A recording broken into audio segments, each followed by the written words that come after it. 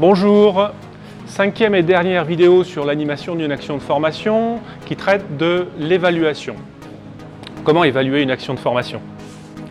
En fait, l'évaluation, ça renvoie à des souvenirs qui ne sont pas forcément très agréables à la fac ou à l'école où on a été noté, voire sanctionné. Avons-nous ou non réussi un examen pour avoir le diplôme tant espéré?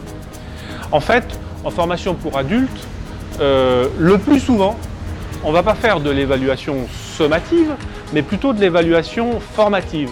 J'entends par là que l'évaluation va être utilisée comme une technique pédagogique à part entière. Qu'elle soit formative ou sommative, une évaluation présente souvent des caractéristiques communes. Alors qu'est-ce que c'est que ces caractéristiques? Je dirais premièrement, elles se fondent sur les objectifs pédagogiques qui ont été définis au début de la formation, dans la préparation. Deuxièmement, elles se fondent sur des critères qui sont transparents, qui sont connus de tous. L'évaluation, en fait, est un processus transparent. Et puis troisièmement, l'évaluation est réflexive. Qu'est-ce que ça signifie? Ça signifie qu'elle se focalise davantage sur le cheminement que sur la réussite elle-même. Le chemin, la réflexion pour parvenir en fait à notre objectif. En évaluation, n'oublions pas qu'il y a un outil qui est précieux, c'est l'auto-évaluation, l'évaluation des participants par eux-mêmes. Pourquoi c'est précieux? Puisque dans la formation, on essaie de développer l'autonomie de ces participants par rapport à une pratique donnée. Le fait de les habituer dans le cours de la formation, pendant la formation, à s'auto-évaluer sur certains critères, va bien sûr leur permettre, pendant la formation et en dehors de la formation, de continuer à porter un regard critique sur eux-mêmes et à progresser.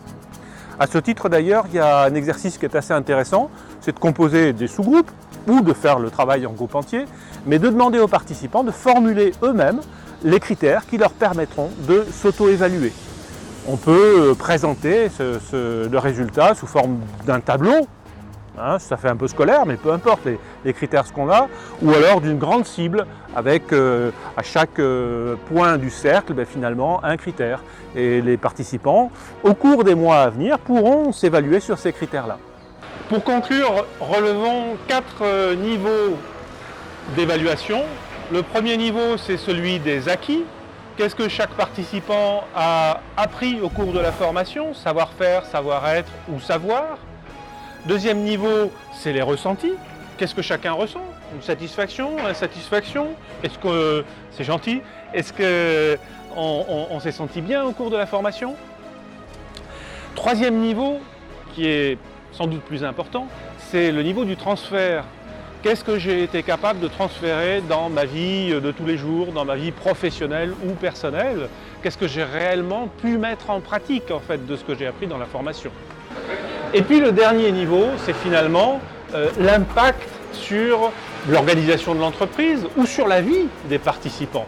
Et là, on rejoint finalement notre première réflexion dans la toute première vidéo, c'est la finalité. Est-ce qu'on a atteint la finalité? Merci de votre attention.